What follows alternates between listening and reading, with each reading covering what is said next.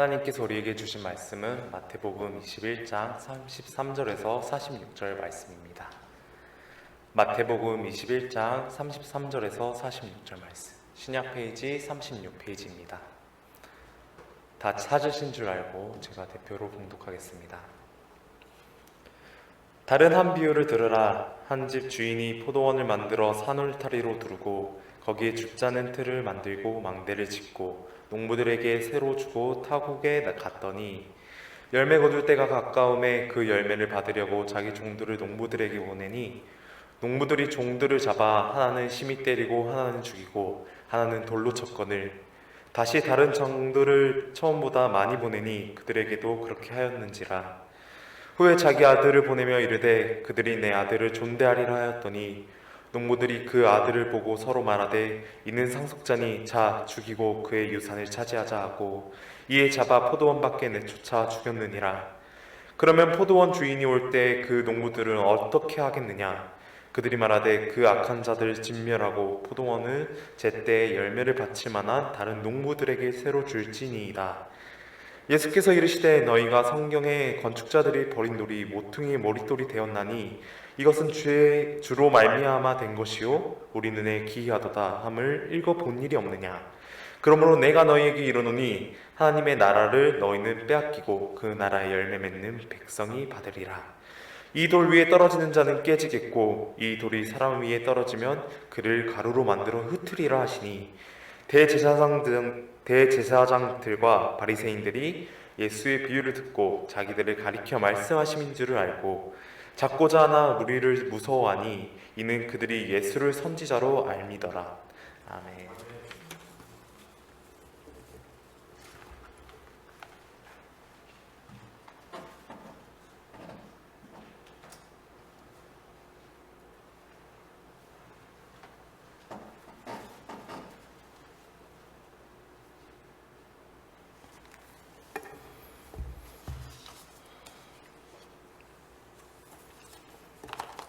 이 시간 하나님 아버지와 주 예수 그리스도로부터 오는 은혜와 평강이 이 자리에 계신 여러분들과 우리 가정 예배를 드리는 모든 성도님들에게 함께하기를 바랍니다. 지난 주간 저희들이 추석 한가위를 보냈습니다. 유난히 힘들고 전혀 예상하지 못했던 그런 사건의 연속으로 일어나서 정말 낙심된 일이 많은 그런 한 해였습니다. 그럼에도 불구하고 우리가 끝까지 우리가 지켜야 할 것이 무엇인가 하면 저희가 감사하는 신앙을 잊어서는 안 된다는 것입니다. 구약성경에 보면 우리보다 더 큰 환난과 시험을 당했던 욥의 이야기를 잘 아실 것입니다. 그런 큰 고난을 당한 후에 그가 고백한 말씀이 욥기서 1장 21절의 말씀인데 주신 이도 여호와시요 거두신 이도 여호와시니 여호와의 이름이 찬송을 받을지니이다. 이렇게 고백하였습니다. 모든 것을 다 읽고 나서 그가 고백하기를 주시는 이도 여호와시요 거두는 이시도 여호와시니 그 여호와 이름을 찬송한다는 감사의 찬양을 하였다는 것입니다. 이러한 고백을 들으신 하나님은 그 욥기서 2장에 보면 그의 생명을 지키셨습니다. 그리고 마지막 욥기서 마지막에는 욥에게 각절의 복을 주시는 은총을 베풀어 주셨습니다. 이것은 우리가 끝까지 고난과 어려움을 당할지라도 잃지 말아야 될 것은 감사하는 마음, 그 감사하는 그 신앙, 그 믿음을 우리가 지켜나갈 때 하나님께서 욥의 그 마지막에 때가 되면 전화위복의 갑절의 복을 주시는 은총을 그 주심과 같이 저와 여러분에게도 우리 가정 예배를 드리는 우리 성도님에게도 이 똑같은 은혜를 함께하여 주실 줄 믿습니다. 오늘 본문 포도원 농부의 비유의 말씀을 통하여 우리의 감사의 신앙을 다시 한번 되돌아보는 시간이 되기를 바랍니다. 첫째로 그리스도인들은 하나님의 은혜를 잊지 말아야 된다. 그리스도인은 하나님의 은혜를 잊지 말아야 합니다. 오늘 본문 33절 말씀인데요, 우리 함께 말씀을 읽겠습니다. 다른 한 비유를 들으라. 한 집 주인이 포도원을 만들어 산 울타리로 두르고 거기에 즙자는 틀을 만들고 망대를 짓고 농부들에게 세를 주고 타국에 갔더니, 이 포도농부의 비유의 말씀인데, 이 포도원 주인이, 비유에 나오는 포도원 주인이 농부들에게 필요한 모든 것을 다 준비합니다. 포도원을 준비하죠. 그리고 나무도 다 심어주고, 그리고 포도원 주위에 울타리도 다 만들어주고, 그리고 포도를 수확할 때 즙을 짤 수 있는 틀도 다 만들어주고, 아마 이게 상당히 어려운 그런 작업이었던 것 같아요. 그래서 그것도 다 만들어주고, 그리고 포도원을 지킬 수 있는 망대, 요즘 말로 얘기하면 원두막이죠. 포도원 주위에 망대를 세워서 포도원을 잘 감시하여서 좋은 열매를 거둘 수 있도록 다 만들어주고요, 농부에게 줍니다. 단지 거기에서 나오는 수확물 얼마를 새로 받기로 하고 농부에게 다 줍니다. 오늘날 우리들의 생각에는 좀 맞지가 않아요. 왜냐하면 땅 주인은 땅만 빌려주는 거예요. 옛날에도 그렇고 지금도 그렇습니다. 땅만 빌려주고, 땅을 일구는 것은 땅을 세 받는 사람이, 세 놓는 사람이, 세를 주는 사람이 하는 것이죠. 세입자가 하는 겁니다. 그래서 다 땅을 일구어서 거기에 어떤 농사를 지을 것인지, 그리고 포도 농사를 지면 포도나무를 갖다 심는 거고요, 포도 열매가 없을 때까지 다 매년마다 매달마다 세금을 다 세를 다 내야 되고요, 그리고 그 포도즙에 필요한 틀도 다 마련해야 되고요, 원두막 짓는 것도 주인이 하는 일이 아니라 누가 하는 일이냐면 이 포도를 농사 짓는 사람이 하는 것입니다. 얼마나 감사한 일입니까? 주인이 다 만들어주고 다 나뭇가지 다 키워주고 열매만 거두라고 다 줬으니 얼마나 감사한 일이에요. 그런데 오늘 비유의 말씀을 보면 전혀 감사하는 분위기가 아닙니다. 추수 때가 되어서 주인이 종들을 보냈습니다.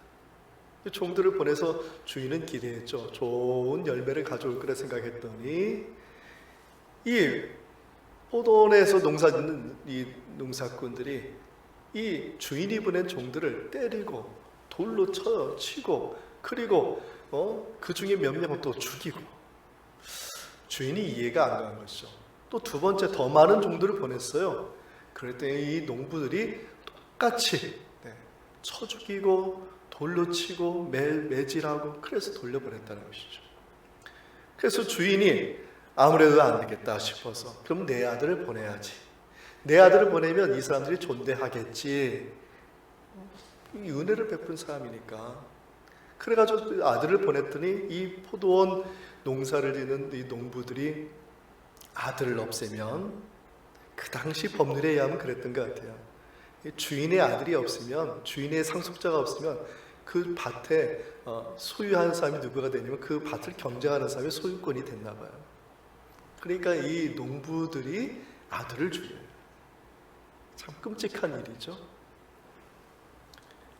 농부들이 참으로 악합니다. 근데 오늘 개혁성경에 보면 뭐라고 되어 있냐면 포도원 농부들의 비유다 이렇게 되어 있어요. 근데 어느 주석서에 보면 이렇게 되어 있더라고요. 악한, 그 앞에 악한이라는 이름을 붙여가지고 악한 포도원 농부들의 비유다 이렇게 쓰었더라고요. 중요한 것은 그들이 악한 이유가 무엇입니까? 은혜를 은혜로 알지 못한 것이죠. 은혜를 은혜로 알지 못했을 때는 이렇게 우리도 어느 순간에 포도원에 농사짓는 농부들과 같이 악한 행동을 할 수밖에 없다는 것입니다. 1980년대 국방부에서 주최한 기독교, 천주교, 불교계 대학의 총장들을 모시고 거기서 포럼을 하였다고 합니다. 당시 진짜 있었던 사실인데, 당시 동국대 대학교 총장이었던 사람이 이기영 박사라는 분인데 아주 철학계에 아주 유명하신 분이라고 합니다.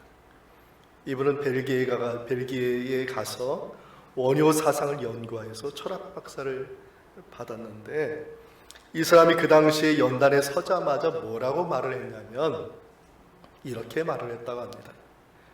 내가 이 세상에서 가장 싫어하는 단어는 은혜니 은총이니 하는 말입니다. 인간은 자기 노력으로 구원을 받고 복을 받는 것이지 아무것도 하지 않고 공짜로 구원을 얻겠다 하는 것은 참으로 염치 없는 일이 아니겠습니까? 지금 누구를 공격하는 거예요? 거기 나와 있는 기독교 대학의 총장을 공격하는 거죠. 다른 사람들이 다 당황스러웠죠. 안타깝습니다. 그렇게 거대한 거목과 같은 철학의 그 거목이 그 입에서 나오는 말이 이런 은혜조차도 모르는 사람이었다는 것이죠. 그의 안타까운 실수는 무엇이냐면 인간의 실존. 인간의 실존이라는 것은 은혜가 없으면 실존할 수 없다는 이 사실을 몰랐다는 것이죠. 인간의 실존은요, 은혜가 없으면 실존할 수 없는 것이 기독교의 핵심 교리예요. 그걸 모르는 것이죠. 은혜라는 말은 히브리어로 헨이라고 말하고 헬라어로는 카리스라고 이렇게 말합니다. 이 말은 뜻은 뭐냐면 하나님께서 인간에게 보여준 호의적인 행동을 말하는 거예요. 호의적인 행동. 이 호의적인 행동은 뭐를 말하냐면 모든 것을 말하는 거예요. 생명을 주시고 정신을 주시고 영혼을 주시고 그리고 햇빛을 주시고 공기를 주시고 자연 만물을 주시고 그리고 천지 창조의 그 모든 것을 다 주신 것, 이것을 뭐라고 얘기하냐면 은혜다. 그리고 아무런 값없이 개인의 믿음을 가지고 구원해 주신 이것이 바로 은혜다, 이렇게 말하는 것입니다. 다시 말해서 물고기가 물이 있기 때문에 사는 것과 같이, 나무가 흙이 있어야 사는 것 같이 인간의 실존, 인간의 그 존재는 하나님의 은혜가 없이는 실존할 수가 없다는 것입니다. 그래서 욥의 고백이 의미가 있는 것입니다. 주신 이도 여호와시요 거두시는 이도 여호와시니 여호와의 이름을 찬송을 할지어다로 이렇게 말한 이 욥의 고백은 모든 것을 다 하나님께서 주셨다, 이것을 감사하자라는 욥의 찬양의 고백인 것입니다. 중요한 것은 하나님의 은혜를 기억하는 것이죠. 사람들은 다 어렵고 힘든 때가 되면 다 하나님의 은혜를 망각하게 됩니다. 다 모든 것을 하나님께서 주셨는데, 주위를 돌려보면 다 하나님의 은혜인데, 헤아려 보면 다 하나님의 은혜인데 이것은 생각하지 않는다는 것입니다. 이 히브리어 기억하다란 말이 자카르란 말인데 이것은 잊지 않는 것을 말합니다. 성경에 나오는 많은 신앙의 선조들의 공통점이 무엇입니까? 믿음이죠. 근데 믿음인데 어떤 믿음이냐면 하나님의 은혜를 잊지 않는 믿음이다. 어렵고 힘든 때가 다윗도 있었고 요셉도 있었고 다니엘도 있었지만 그들은 하나님의 은혜는 끊임없이 기억하면서 그래서 믿음으로 그 어려움을 이겨 나갔다는 것이죠. 사랑하는 성도 여러분, 하나님의 은혜를 기억하고 잊지 않는 우리 모두가 다 되기를 축원드립니다. 하나님의 은혜를 기억하고 그 은혜를 기억하는 그 믿음 가운데서 욥에게 베풀어 주신 그 전화위복의 복을 저와 여러분에게도 분명히 베풀어 주신다는 이 사실, 이 진리를 믿음으로 이 오늘날의 코로나 사태의 어려움을 이겨나가는 우리 모두가 다 되기를 주님의 이름으로 다시 한번 축원드립니다. 둘째로, 그러면 마음으로 어떤 기억을 해야 되는가? 오늘날 그리스도인들 있죠. 오늘날 그리스도인들이 마음으로 기억한다. 이 마음으로 기억하는 걸 어떻게 하느냐? 오늘 본문에 나왔듯이 머릿돌 대신 예수님을 기억하는 것이죠. 예수님이 모퉁이의 머릿돌이 되신 것을 기억하는 것입니다. 오늘 본문의 말씀 42절의 말씀인데요. 우리 42절의 말씀을 우리 함께 읽어보겠습니다. 예수께서 이르시되 너희가 성경의 건축자들이 버린 돌이 모퉁이의 머릿돌이 되었나니 이것은 주로 말미암아 된 것이요 우리 눈에 기이하도다 함을 읽어본 일이 없느냐. 아멘. 여기서 읽어본 일이 없느냐는 것은 이 말씀이 시편 118편에 있는 말씀이기 때문에 시편 118편 22절에 있는 말씀을 그대로 예수님께서 다시 인용하셔서 이것을 읽어보지 못했느냐 이렇게 말하는 것입니다. 근데 오늘 문맥에 보면은요, 이 포도원 농부에 대한 얘기를 하시고 나서 그 다음에 그 뒤에 지금 뭔 얘기를 하면 시편 118편 22절의 말씀 모퉁이 똘에 가는 얘기를 나온 거예요. 서로 다른 얘기 같이 보여요. 그런데 이 두 이야기는, 두 말씀은 서로가 긴밀하게 연결된 말씀이라는 것입니다. 두 가지 면에서 그렇습니다. 첫 번째 이유는 예수님 당시의 유대의 문헌에 보면은 포도원, 이게 이사야에서 나오는데 이 포도원을 뭘로 이해했냐면 성전으로 이해했다는 것입니다. 그래서 예수님 당시의 사람들은 포도원 비유의 말씀을 들으면서 뭘 생각하냐면 당연히 성전으로 생각을 하였던 것이죠. 두 번째 이유는 시편이 우리 구약 성경에도 있지만 유대인들은 타르굼 시편이라는 것도 따로 있습니다.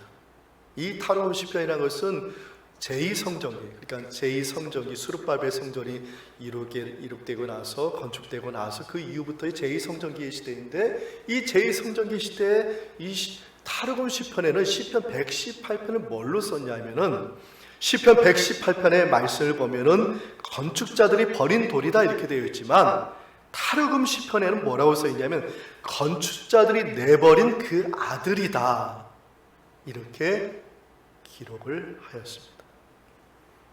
다시 말해서 포도원에서 죽임당한 그 주인의 아들이 지금 시편 118편 타르굼 성전 타르굼 시편의 118편에 의하면 버림받은 그 아들과 연결이 되는 것이죠.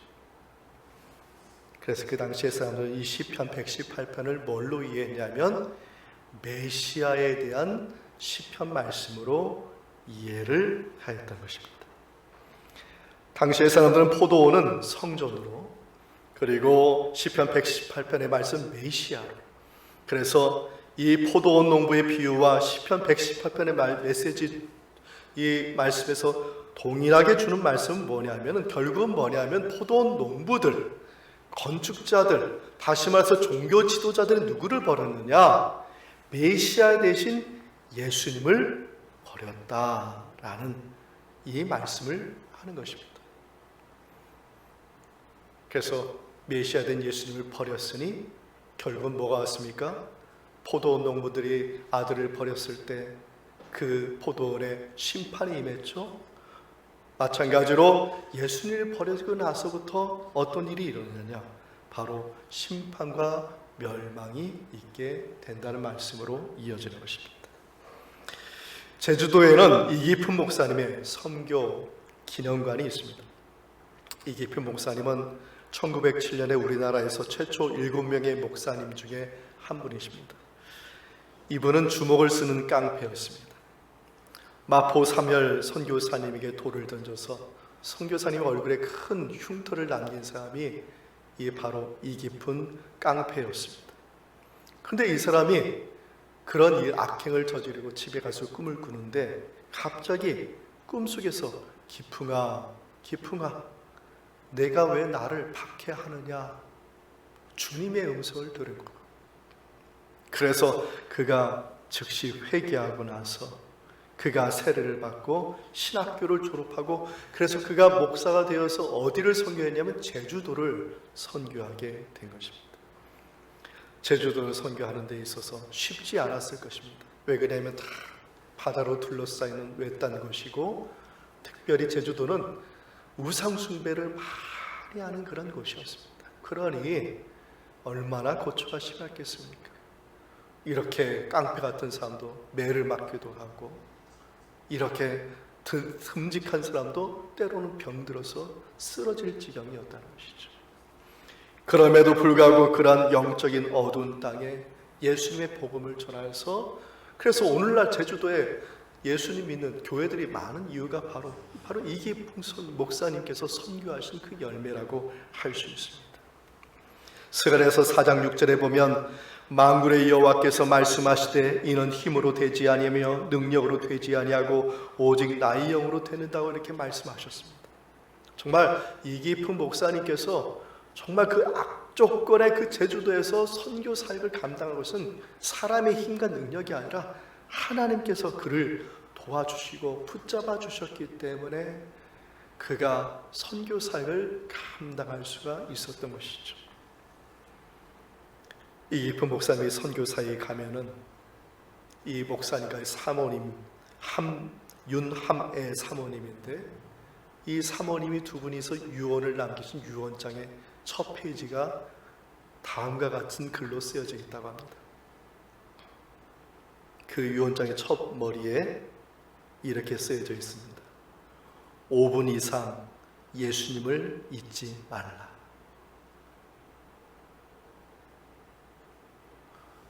5분 이상 예수님을 잊지 말라. 5분 이상 예수님을 잊지 말라. 이 두 분께서 선교하실 때 눈물 콧물 흘리면서 그분들이 다 기억한 것이 무엇이냐면 예수님을 기억하는 것이었어요. 예수님을 기억하고, 예수님 5분 이상 기억하니까 예수님만 기억하면서 이 선교 사역을 감당할 수 있었던 것입니다. 예수님 예루살렘에 입성하셨죠. 환호를 받으며 호산나 다윗의 자손에 입성하시고 나서 성전에 들어가서 지금 오늘 본문 말씀이 뭐냐, 종교 지도자들과 논쟁을 하는 거예요. 그 말씀이 24장까지 계속되는 것이죠. 그리고 나서 마침내 이 종교 지도자들과 논쟁하고 나서 예수님께서 마태복음 24장 2절에 성전을 나오면서 뭐라고 말씀하는지 여러분 아시죠? 마태복음 24장 2절에 예수님께서 성전을 나오면서 이렇게 말했어요. 내가 진실로 너희에게 이르노니 돌 하나도 돌 위에 남지 않고 다 무너뜨려지리라. 이렇게 말씀하셨습니다. 예수님을 버렸어요. 예수를 버린 성전은 기원 후 70년의 로마인에 의해서 정말 돌 위에 돌 하나만 없지 않고 다 무너져 내렸다는 것입니다. 머릿돌은 모든 기둥을 세워주는 돌이에요. 그리고 머릿돌을 보면 머릿돌에는 글씨를 새겨요.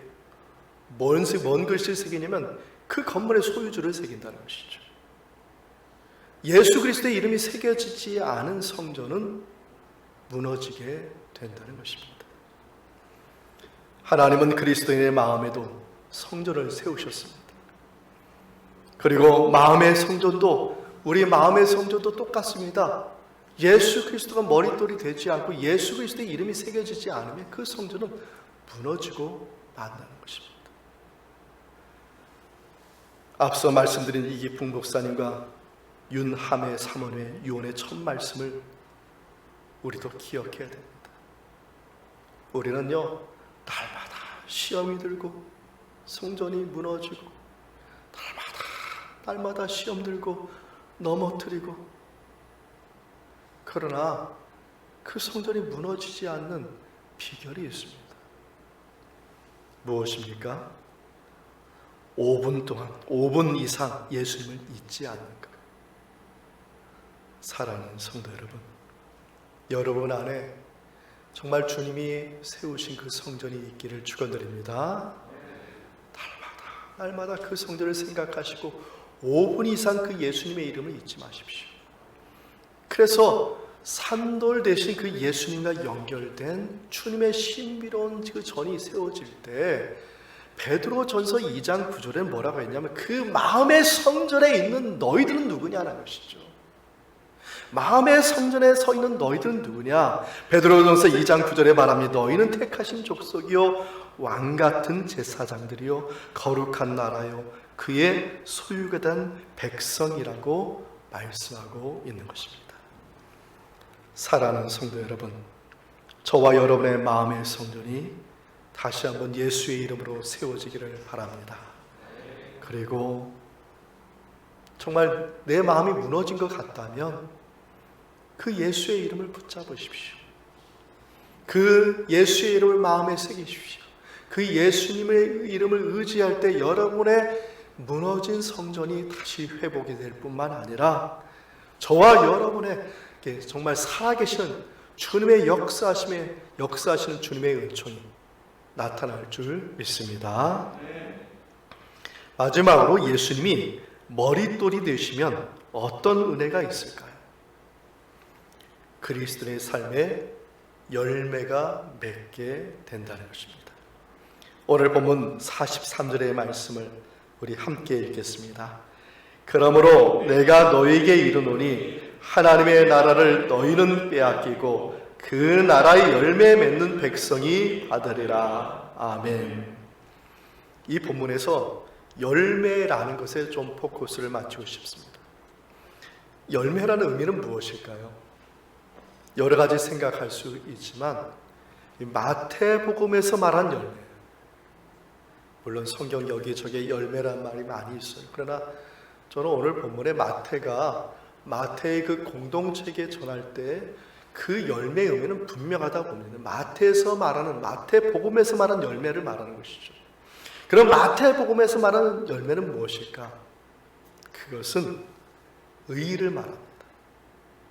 더 나은 의를 말합니다. 세 가지의 말씀을 보겠습니다. 첫 번째 말씀은 마태복음 6장 33절 말씀입니다. 마태복음 6장 33절의 말씀이 이렇습니다. 그런즉 너희는 먼저 그의 나라와 그의 의를 구하라. 그리하면 이 모든 것을 너희에게 더하시리라 하였습니다. 하나님의 나라가 임한다는 것은 뭐냐면 하나님의 완전한 통치가 임하는 것입니다. 하나님의 통치 아래서 무엇을 구해야 되나? 하나님의 의를 구하라는 것이고, 그리고 그 하나님의 의를 행하라는 것이죠.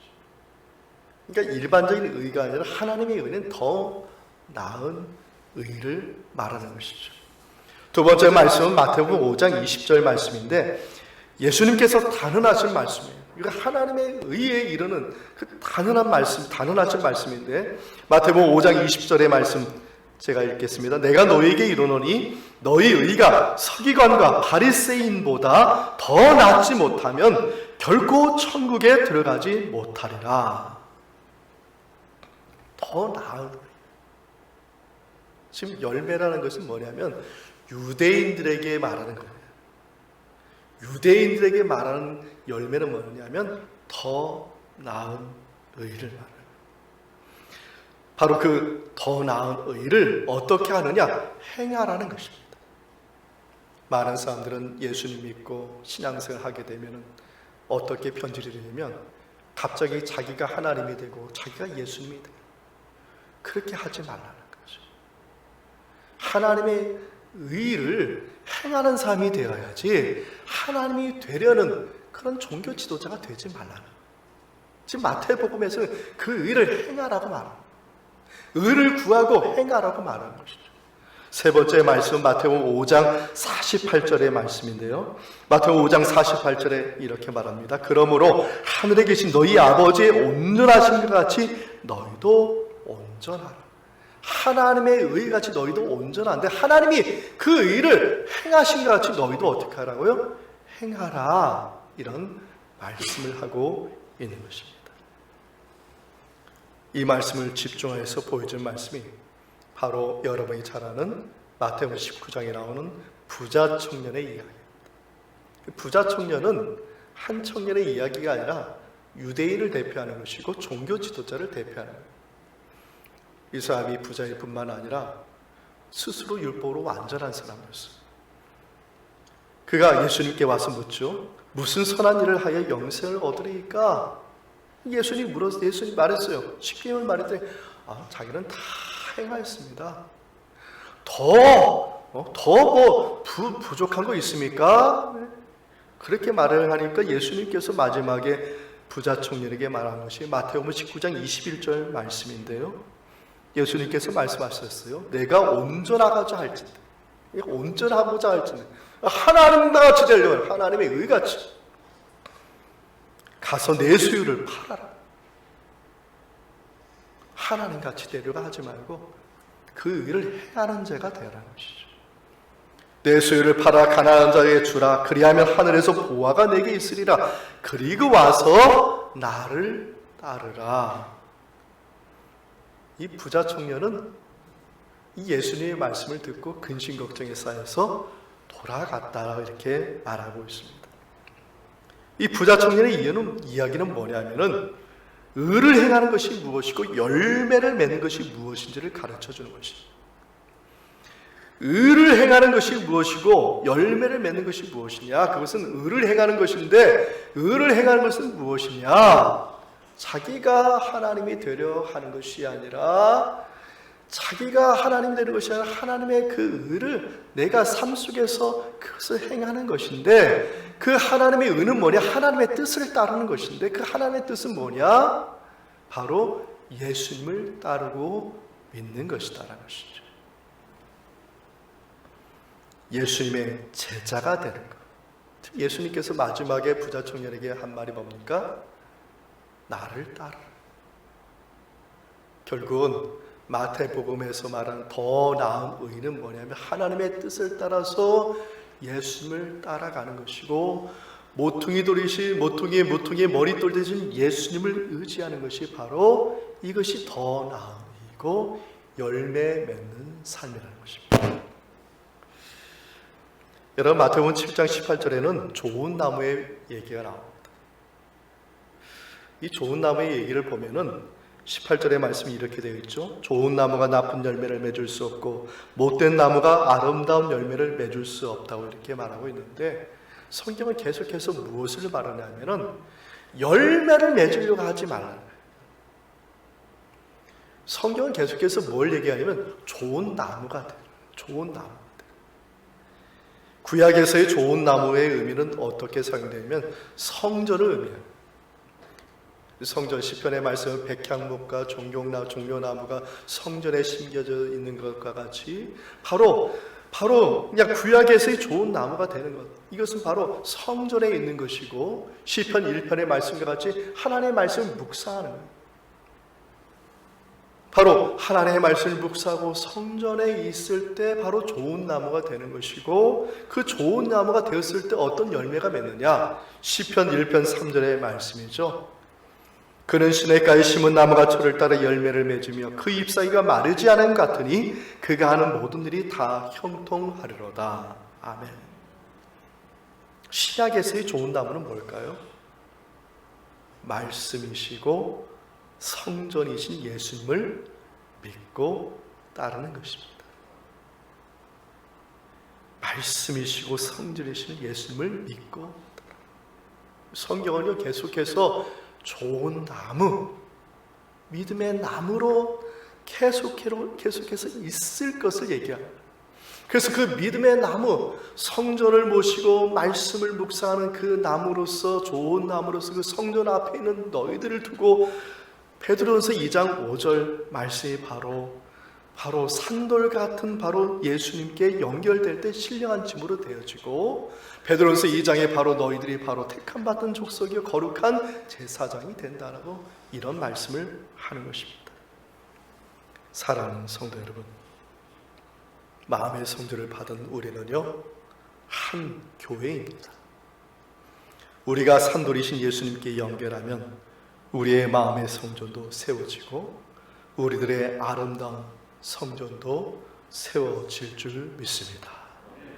성전을 멸하신 예수님, 이스라엘의 복은 그 성전을 통해서 주셨거든요. 성전을 통해서 주신 예수님께서 오늘날 저와 여러분의 섬기는 교회와 여러분의 마음의 그 성전을 통하여서 저와 여러분에게도 이스라엘에게 주신 똑같은 복을 저와 여러분에게 부어 주실 줄 믿습니다.